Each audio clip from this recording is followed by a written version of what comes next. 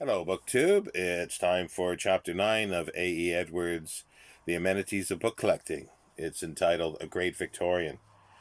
For a time after the death of an author, the world, if it has greatly admired the author, begins to feel that it has been imposed upon, becomes a little ashamed of its former enthusiasm, and ends by neglecting him altogether.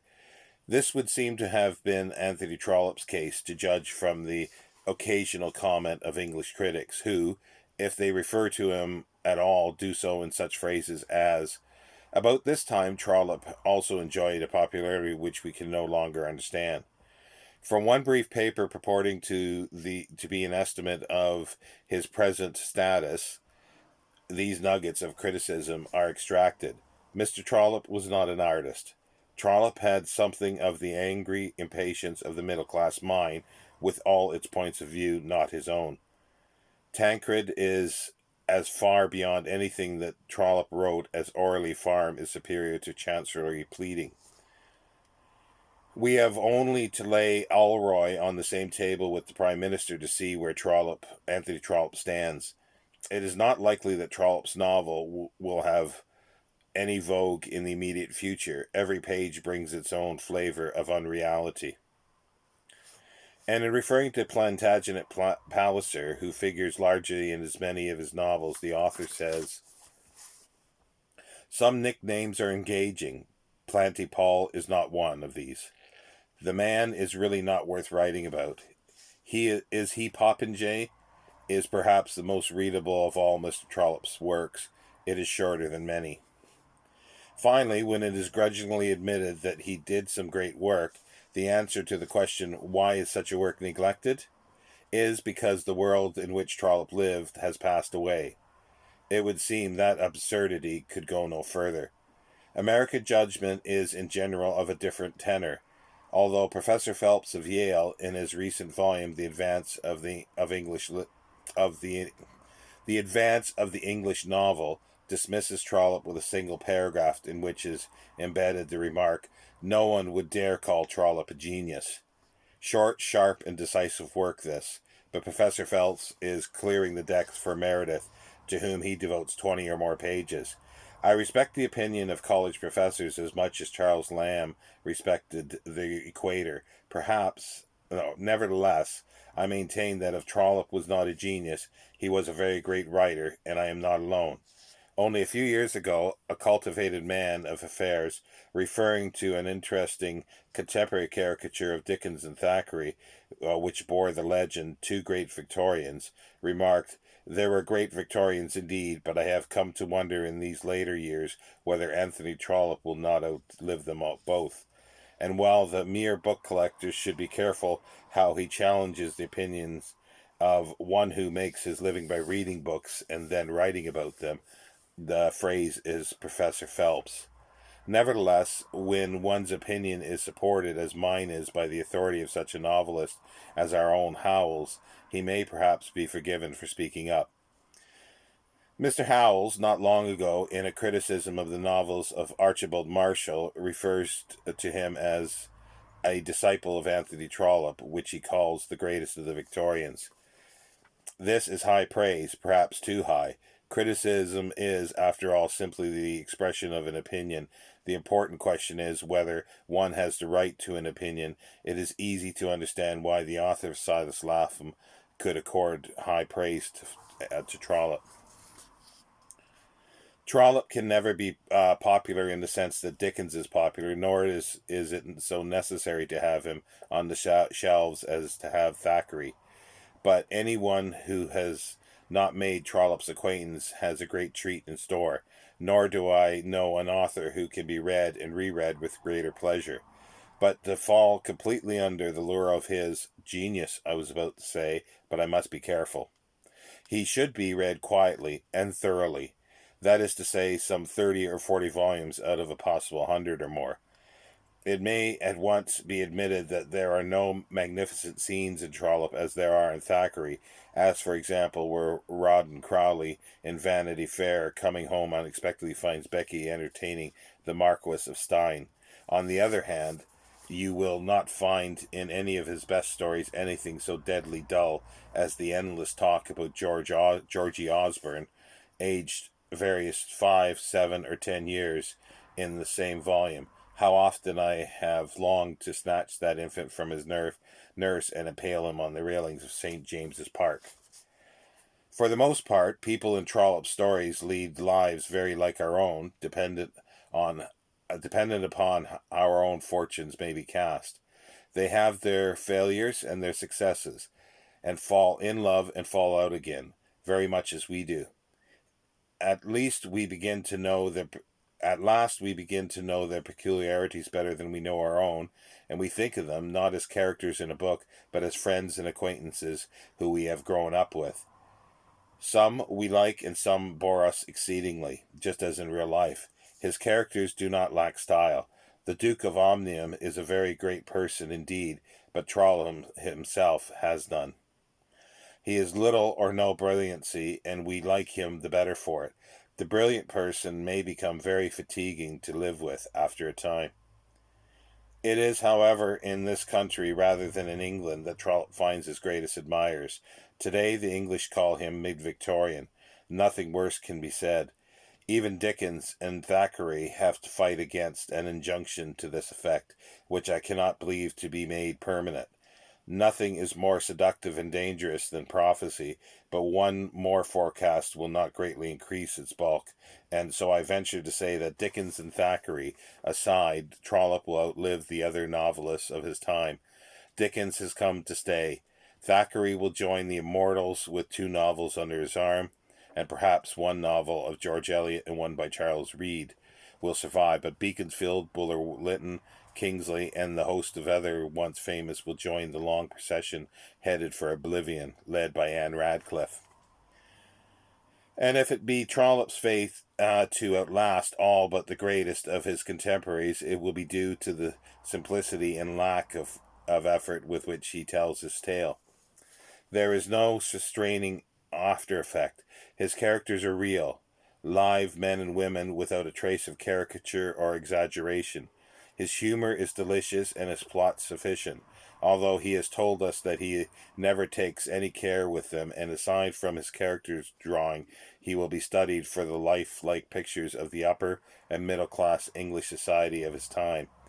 Not one only, but all the novels might be called The Way We Live Now. Someone has said that he is our greatest novelist since Fielding. He has been compared with Jane Austen, lacking her purity of style, but dealing with the much larger world. I do not think it probable that my name will remain among those who in the next century will be known as the writers of English prose fiction. So wrote Trollope in the concluding chapter of his autobiography.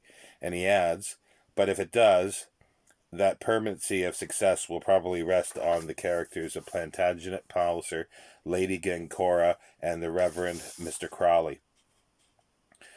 Now it is as certain that Trollope is remembered as it is that we are in the next century.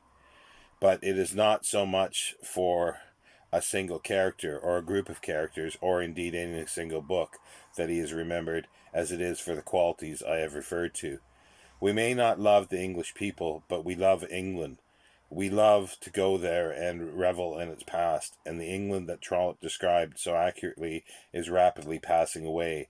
It was going perhaps more quickly than the English people themselves knew, even before this war began. To read Trollope is to take a course in modern English history, social history to be sure, but just as important as political and as much more interesting. He has written a whole series of English political novels, it is true, but their interest is entirely aside from politics. It may be admitted that there are dreary places in Trollope, as there are dreary places on the lovely Thames, but they can be skipped and more rapidly, and as Dr. Johnson says, who but a fool reads a book through? The reason so many American girls marry, or at least used to marry, Englishmen was because they found them different from the men whom they had grown up with. Not finer, not as fine perhaps, but more interesting. It is for some such reason as this, that we get more pleasure out of Trollope than we do out of Howells, whose work in some respects resembles his. And Trollope, although he frequently stops the progress of his story to tell us that a fine thing that an English gentleman is, never hesitate to paint the warts, and it is not altogether unpleasant to see the warts on others. Trollope takes, or appears to take, no care with his plots. The amazing thing about him is that he sometimes gives his plot away, but this seems to make no difference. In the dead center of Can You Forgive Her, Trollope says that you must forgive her if his book has been written right. Lady Mason in Orley Farm confesses to her ancient lover that she is guilty of a crime, and when she comes to be tried for it, in the interest of her trial, in her trial is intense. So in Phineas Redo, where Phineas is tried for murder, the reader is reassured that he is not guilty and that it would come out all right in the end. But this does not in the least detract from the interest of the story. Compare this Wilkie Collins Moonstone, probably the best plot in English fiction. The moment that we know who stole the diamond and how it was stolen, the interest is at an end. I have referred to the trial in Orley Farm. It is, in my judgment, the best trial scene in any novel. I made this statement once to a well-read lawyer, and he was inclined to dispute the point, and of course mentioned Pickwick. I reminded him that I had said the best, not the best known. Bardo versus Pickwick is funny, intimately funny, never to be forgotten, but burlesque. The Trial in the Tale of Two Cities is heroic romance, but the trial in Orley Farm is real life. The only trial which can be compared to it is Effie Dean's, which I confess is infinitely more pathetic, too much so to be thoroughly enjoyed. In Orley Farm, one can see and hear Mr. Furnival, with his low voice and transfixing eye. One knows that the witness in his hands is as good as done for. And as for Mr. Chaffanbrass, and did Dickens ever invent a better name? He knew his work was cut out for him, and he did it with horrible skill. One sees plainly that the witnesses are trying to tell the truth, but that Chaffanbrass, intent on winning his case, would not let them. He was fighting not for the truth, but for victory. The side play is excellent. The suppressed excitement in the courtroom, the judge, the lawyers are all good. At last Mr. Furnival rises. Gentlemen of the jury, he says, I never rose to plead a client's case with more confidence than I now feel in pleading that of my friend Lady Mason. And after 3 hours, he closes his great speech with this touching bit. And now I shall leave my client's case in your hands. As to the verdict which you will give, I have no apprehension. You know as well as I do that she is not here and not been guilty of this horrible crime, and you will so pronounce. I do not for the moment doubt, but I do hope that the verdict will be accompanied by some expression on your part which may show the world at large how great has been the wickedness displayed in her accusation. And Trollope adds, and yet, as he sat down, he knew that she had been guilty. To his ear, her guilt has never been confessed, but yet he knew that it was so, and knowing that, he had been able to speak as though her innocence were a thing of course. That those witnesses had spoken the truth he also knew, and yet he had been able to hold them up to an execration of all around them as though they were committed the worst of crimes from the foulest of motives. And more than this, stranger than this, worse than this, when the legal world knew, as the legal world soon did know, and all this had been so, the legal world found no fault with Mr. Furnival, conceiving that he had done his duty by his client in a manner becoming an English barrister and an English gentleman. I have frequently heard people say that they would like to attend a trial. It is not worthwhile. trials are either shockingly or stupid. The best way to see a trial is to read Orley Farm. Most of us who love Trollope love him for those very qualities which those fatigue in others, which cause fatigue in others. Our lives, it may be, are fairly strenuous. It is hardly necessary for us to have our feelings wrung of an evening. When the day is done and I settle down to my armchair by the crackling wood fire, I am no longer inclined to problems real or imaginary. I suppose the average man does his reading with that comfort he may have after dinner. It is the time for peace and Trollope. It may be that the reader falls asleep. What matter? Better this, I should say, than that he should be kept awake by the dissection of a human soul. The vivisection business is too painful. No, give me those long descriptions of house parties, those chapters made up of dinner conversations, of endless hunting scenes, of editorials from newspapers or meetings of the House, of teas on the terrace, and above all, give me the clergy, not in real life for a minute, but in the pages of Trollope. But nothing happens, you say. I admit that there is very little blood in thunder and no thunder, but not all of us care for blood and thunder. Trollope interests one in a gentler way. In fact, you may not know that you have been interested until you look at your watch and find it is past midnight, and you can stop and you can step from one book to another almost without knowing it. The characters, the situations repeat themselves over and over again. Your interest is not always intense, but it never entirely flags. You are always saying to yourself, I'll just read one more chapter. After you have read 15 or 20 of his novels, and you will surely read this number if you read him at all, you will find that you are as intimate with his characters as you are with the members of your own family, and you will probably understand them a great deal better. Professor Phelps says that he is constantly besieged with the question, where can I find a really good story? I would recommend that he keep a list of Trollope's best novels at hand. Surely there are in accord with his own definition of what a novel should be, a good story well told. I will make a such list for him if he is in any difficulty about it. I am told by those who know that Trollope's sporting scenes are faultless. Never having found a horse with a neck properly adjusted for me to cling to, I have given up riding. Seated in my easy chair, novel in hand, in imagination I thrust my feet into riding boots and hear the click of my spurs on the gravel as I walk to my mount, for someone has put me up, forgetful of my increasing girth. I rather fancy myself in my new hunting clothes. Astride my borrowed mount, following a pack of hounds, I am off in the direction of Trumpington Wood. Fox hunting, as fatiguing and disappointing in reality, becomes a delight in the pages of Trollope. The fox breaks at last, and the usual accident happens. Someone misjudges a brook or a fence and is thrown. If the accident is serious, they have a big man down from London. I know just who he will be before he arrives, and when the services of a solicitor or a man of business are required, he turns out to be an old friend.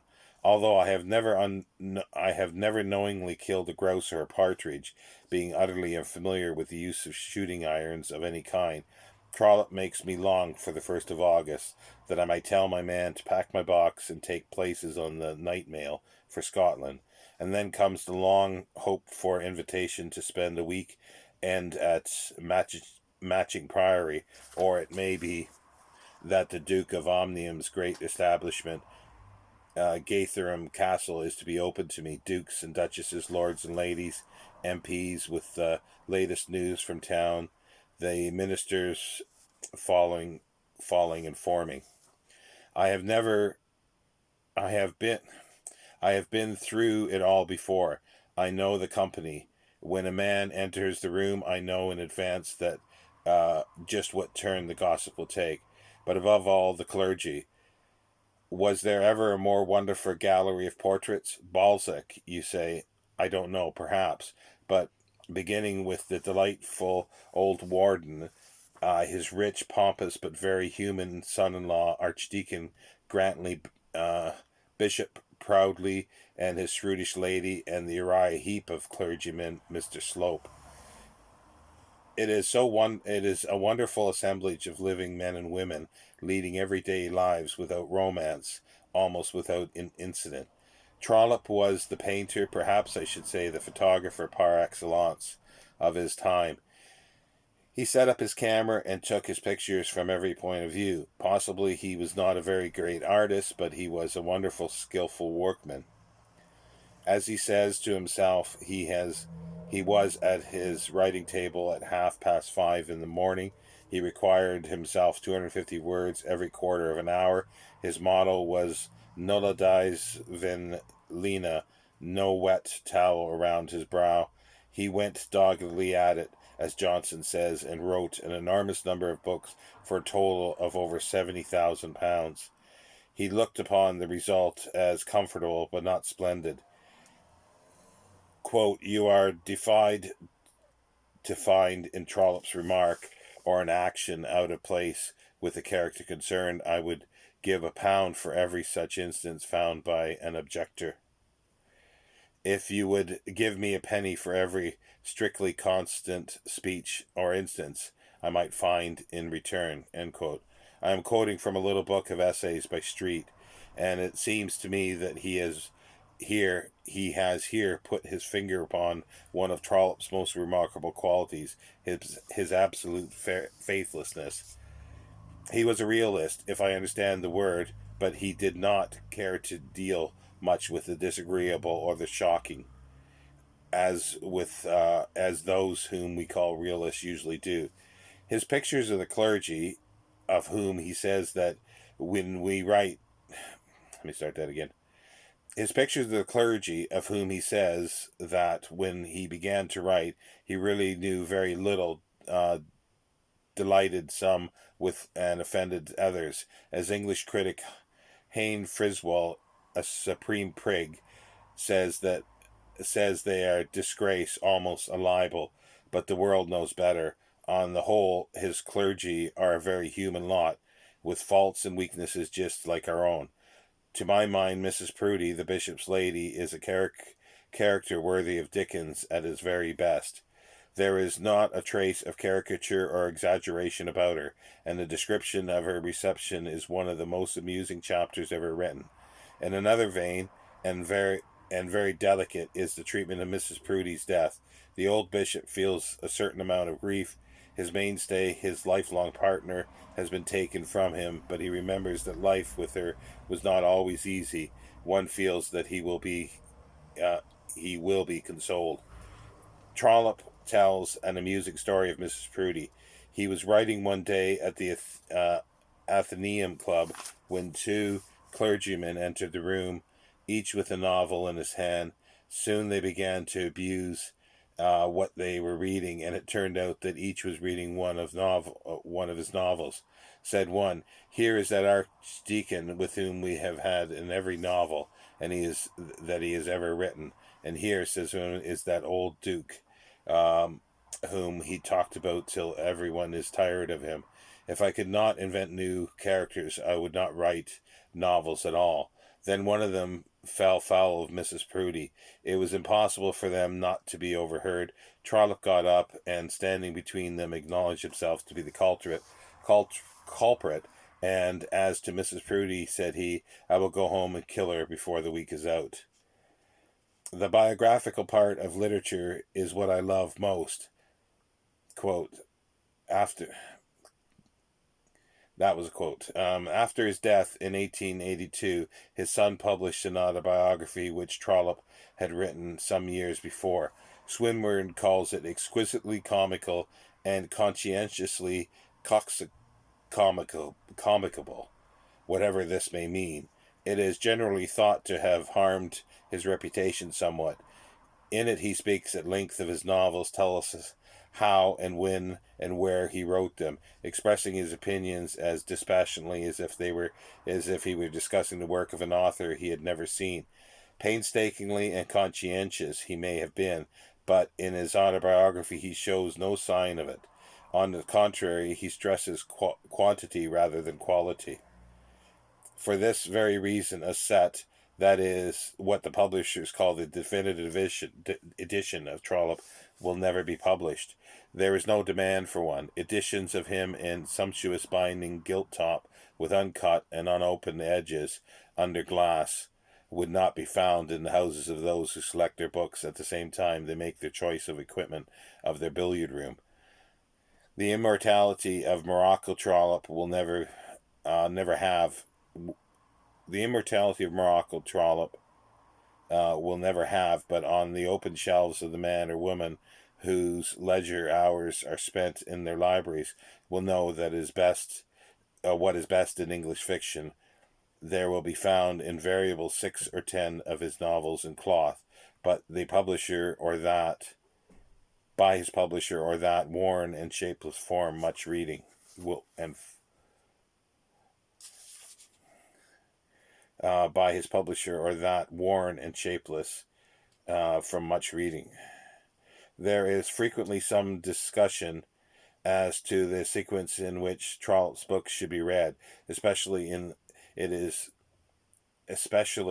is this true of what his American publishers Dodd Mead and Company call the Barrettshire novel series and the Parliamentary series.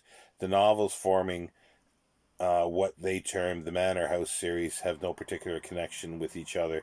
They recommend the following order: the Barsetshire novels, The Warden, the Barchester Towers, Dr. Thorne, Framley Parsonage, The Small House at Arlington, and The Last Chronicles of Barset. The Parliamentary novels: The Eustace Diamonds, Can You Forgive Her, Phineas Finn, Phineas Redo, The Prime Minister, The Duke's Children. The Manor House novels: Orley Farm, The Vicar of Bullhampton, Is He Popenjoy, John Caldergate, The Belton Estate. Good stories, all of them, and the enthusiastic Trollopian may wish also to read The Three Clocks, in which Chaffanbrass is introduced for the first time, the Bertrams of which Trollope says, I do not remember ever to have heard even a friend speak well of it. Castle Richmond, which is hard going, Miss Mackenzie, in which there is a description of the dinner party à la Russe, not unworthy of the author of Mrs. Prudy's reception in Barsetshire Towers. This list is by no means complete, but by this time we may have enough and not wish to make Lotta Schmidt's acquaintance, or even a hoot why Frau Froham raises her prices. I once knew, but have forgotten. Personally, Trollope was the typical Englishman. Look at his portrait. He was dogmatic, self-assertive, rather irritable, and hard to control, as his superiors in the post office, in which he spent the greater part of his life, well knew, but altogether an admirable character, one would say. His education was by no means first class, and his English is the English we talk rather than the English we write. But he is also to use it in a way sufficient for his purpose. Listen to the conclusion of his autobiography. Quote, It will not, I trust, be supposed by any reader that I have intended in this so-called autobiography to give a record of my inner life. No man ever did, or truly, and no man ever will. Rousseau probably attempted it, but who doubts that Rousseau was confessed on the thoughts and convictions rather than the facts of his life. If the rustle of a woman's petticoat has ever stirred my blood, if a cup of wine has been a joy to me, if I have thought tobacco at midnight is pleasant company to be one of the elements of an earthly paradise, if now and again I have somewhat recklessly fluttered a £5 note over a card table, of what matter is it that to any reader? I have betrayed no woman. Wine has brought me no sorrow. It has been the companionship of smoking that I have loved rather than the habit. I have never desired to win money, and I have lost none. The joy and the excitement of pleasure, but to be free from its vices and ill effects, to have the sweet and have the bitter untasted, that has been my study. The preachers tell us that this is impossible. It seems to me that hitherto I succeeded fairly well. I will not say that I have never scorched a finger, but I carry no ugly wounds. For what remains to me of life, I trust for my happiness still chiefly to my work, hoping that when the power of work is over with me, God may be pleased to take me from the world in which, according to my view, there can be no joy. Secondly, to the love of those who love me, and then to my books. That I can read and be happy while I am reading is a great blessing. Could I remember as some men do, what I read, I should have been able to call myself an educated man. To trust for happiness chiefly to work and books, to taste the sweet and have the bitter untasted. Some may call such a scheme of life commonplace, but the most eventful lives are not the happiest. Probably few authors have lived happier lives than Anthony Trollope. One final word I am forced to say. Since this awful war broke out, I read him in the spirit of sadness. The England that he knew and loved and described with such pride has gone forever. It will, to the coming generation, seem almost as remote as the England of Elizabeth. The church will go, the state will change, and the common people will come into their own. The old order of things among the privileged class, such much pay for little work, will be reversed.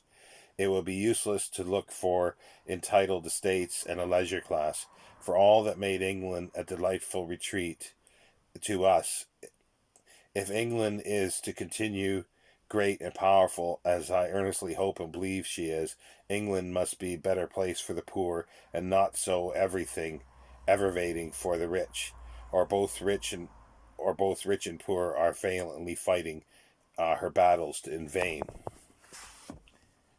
And there's a quote of a poem at the end, which I can't read in the Gothic script that he has here, but it's from Austin Dobson's My Books. For the row that I prize is yonder, away on the unglazed shells, the bulged and the bruised octavos, the deer and the dumpy 12s. I found it interesting where he says there that the war is going to change England. It did, obviously, but not quite as much as he thought that the, what does he say here? Let me find the page again here.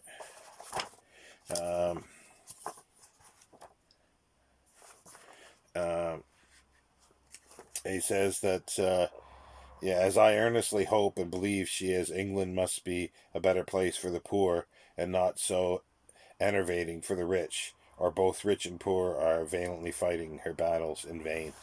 Hasn't quite happened that way.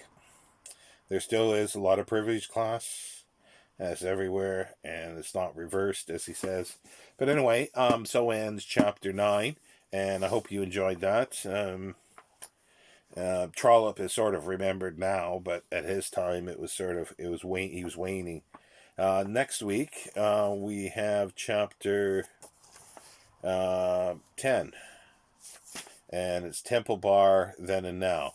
And do listen to Amy at the Dusty Bookshelf. She's reading this book collecting game, chapter by chapter as well, on alternate days. I will leave a link in the description. All the best, BookTube. I will speak to you next time.